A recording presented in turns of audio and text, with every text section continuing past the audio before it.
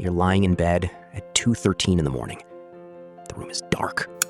Everyone you know is asleep. But you're staring at your phone because you just saw a number you've spent years believing was impossible. $1 million. You refresh the screen. Still there. You close the app. Open it again. Still there. And for a few seconds, you don't feel rich. You feel confused. Because your bank account changed overnight, but your brain didn't. You're still the same person who used to check the price before ordering food. The same person who hesitated before buying something you needed. The same person who watched your parents worry about bills and secretly promised yourself, one day, I'm gonna change this. And now, you actually can. Here's the part nobody tells you. Becoming a millionaire doesn't just change your bank account. It changes your family, friendships, your status, your fears, and eventually, it can change the way you see yourself. So if you're watching this right now with a bank balance that feels embarrassingly far from $1 million, don't scroll away. Because I want you to experience that day before it ever happens. Let's go back to your life right now. You're working late, studying, building a side hustle, or staring at your bank account wondering how everyone else seems to be moving forward while you're barely keeping up. Get paid. Rent takes a piece, food takes another, bills take another, and somehow, the money disappears before you even had the chance to enjoy it. Maybe you've wanted something for months. A new laptop, a better phone, a trip, something as simple as going out for dinner. But you look at the price and think, I'll do it later. Not because you don't want it, but because you know one unexpected expense could put you in That's what financial scarcity does. It doesn't just reduce your money, it changes what your brain focuses on. When you're constantly worried about having enough, your brain becomes obsessed with today. Today's rent, today's bill, today's problem. Tomorrow becomes someone else's problem. Psychologists call part of this present bias. You naturally give more importance to what you can feel right now than something that may benefit you years from now. And there's another trap. You look around at people from your own background. Someone who's worked for 10 years and still struggles.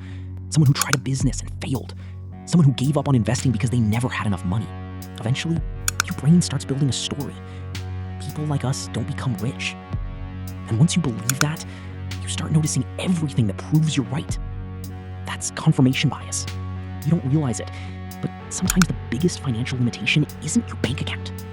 It's the future your brain has decided you're allowed to have.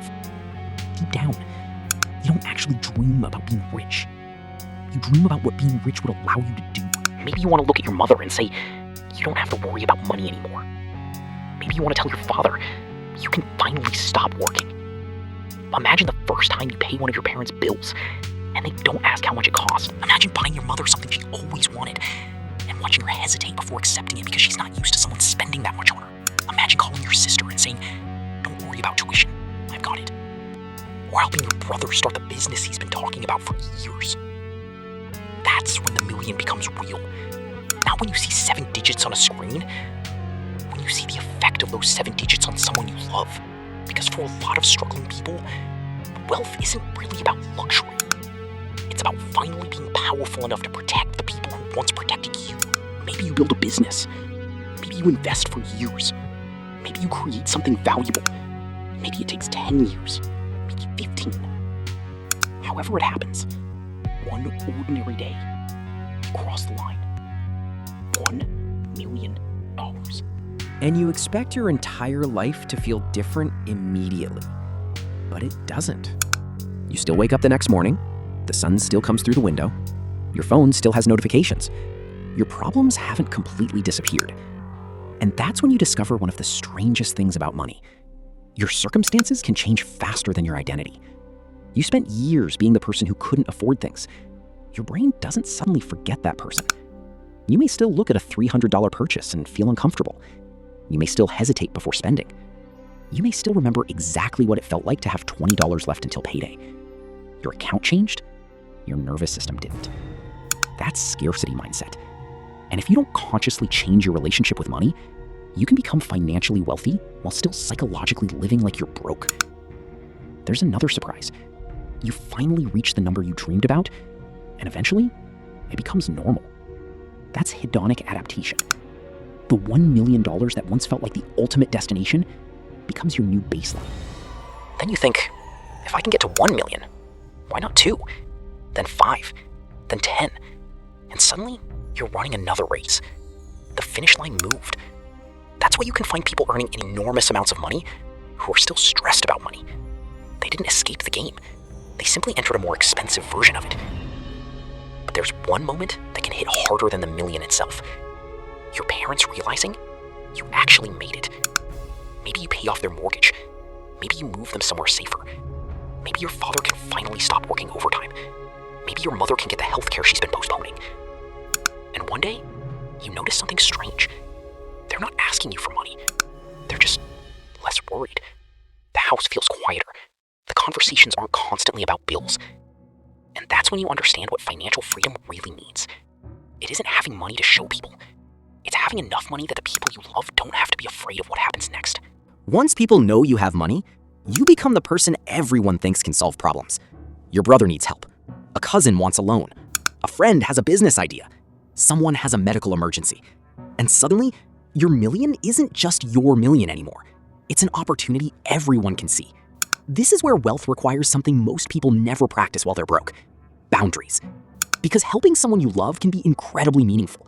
But if you become responsible for every financial problem around you, you haven't created freedom. You've created another kind of pressure. You have to learn when to say, "I'll help you," and when to say, "I'll support you, but I won't carry this for you."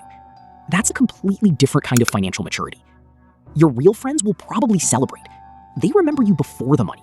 They remember the nights you were broke, the plans nobody believed in, the moments you almost quit. You'll be able to take them somewhere you've always wanted to go, pay for a dinner without calculating the bill, create memories that used to exist only in your imagination. But success also reveals people.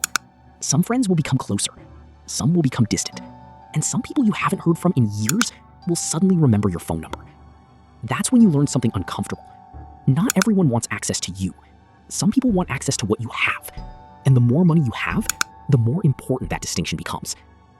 This is another part nobody likes admitting. Money can change how people perceive you. People may listen more carefully. Business opportunities may appear. Doors may open that were previously closed. Your opinions can suddenly carry more weight. But here's the psychological trap. You might start believing those people respect you when some of them actually respect your resources. That's why wealth can create a strange question. If I lost everything tomorrow, who would still be standing beside me? And that question can reveal more about your relationships than the million ever could. Before you had money, you were afraid of not having enough. After you have money, you can become afraid of losing it. That's loss aversion. The pain of losing something can feel stronger than the pleasure of gaining it. So now, a $10,000 loss can hurt more than a $10,000 gain once excited you. And then comes lifestyle inflation. You buy the nice car, then you see a better one. You buy the beautiful house, then your new friends have bigger ones. You take the luxury vacation, then the next one has to be even better. And suddenly, you're a millionaire, but still comparing yourself to people who have more. You escaped being poor, but you never escaped the feeling of being behind. That's the trap. If you don't control your desires, there will always be someone richer than you, and there will always be another thing to buy. Eventually, you might realize something. The best thing about becoming a millionaire wasn't the car. It wasn't the watch. It wasn't the house. It wasn't even the respect. It was the feeling of having options. Your car breaks down, you handle it. Your parents need help, you can help. You hate your job, you can leave. You want to build something, you have time to try. You want to spend an afternoon with your family, you don't have to ask your boss for permission. That's the real luxury. Choice.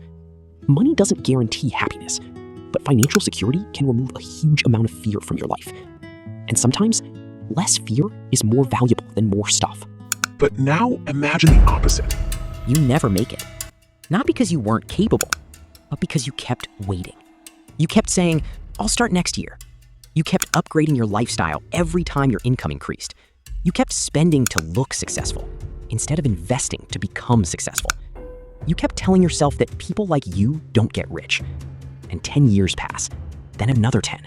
Your parents get older, your responsibilities get bigger, and suddenly the dream you once thought you had plenty of time to build becomes something you wish you'd started earlier. That's the future you should actually be afraid of. Not failing. Never trying seriously enough to find out what you were capable of. So go back to that room, 2:13 in the morning. The phone is still in your hand, 7 digits on the screen. But now you understand what that number really represents. It represents every boring decision nobody saw, every dollar you saved, every skill you learned, every investment you left alone, every night you worked while everyone else was sleeping, every time you wanted something immediately but chose your future instead. And somewhere along the way, you didn't just build money, you built discipline, patience, confidence, control. You became someone who could create wealth and actually handle it. So if you're watching this right now with $100 in your account, $1,000, or maybe you're struggling just to make it through the month, don't let today's number convince you that it will always be your number. Because somewhere in the future, there is a version of you who made it. A version who can help his parents. A version who can give his family opportunities. A version who doesn't panic when the car breaks down. A version who can choose how to spend his time. And maybe a version who finally sleeps peacefully at night. But that person isn't going to appear magically. He's being built right now. Every time you save instead of spend. Every time you learn instead of scroll. Every time you invest instead of impress. Every time you keep going when nobody is watching. Because the $1 million isn't the real goal. Becoming the person capable of creating and keeping it is. And one day, you may open that banking app at 2:13 in the morning, see those 7 digits, and finally understand something. The money wasn't the miracle. You were. And when that day comes, your success won't only change your life. It will change the lives of the people who believed in you, the people who raised you, the people who stood beside you, and maybe even the people you'll raise someday. So don't just chase the million. Build the person who deserves the freedom he can create. Because the life you're dreaming about doesn't begin when the million arrives. It begins with the decisions you're making while you're still far away from it. Share this